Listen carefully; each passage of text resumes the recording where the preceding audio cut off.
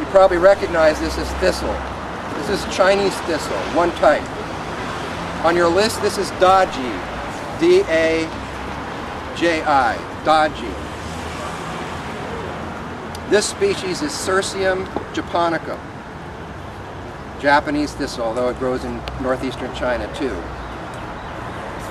And it is a nasty little plant. It doesn't spread usually too heavily. It will occasionally form new plants through seeding, and that's how you want to reproduce it. Is later on these will form kind of like dandelion tufts that have little seeds attached, and you want to use those seeds to reproduce it.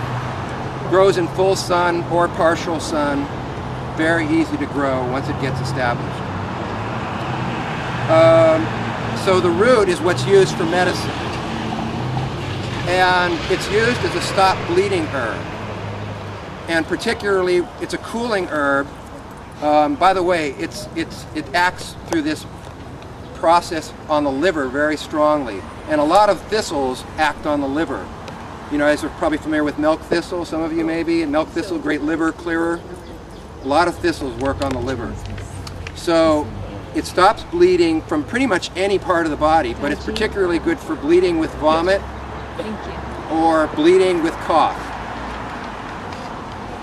And it's also got a really neat function too. The root is also used for generating flesh and for stopping swelling. So you use it externally when somebody has chronic sores that may or may not have swelling present that aren't healing, like them heal up.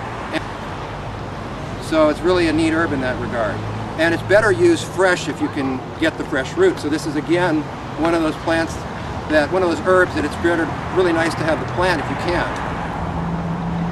It's also now been recently used for hypertension.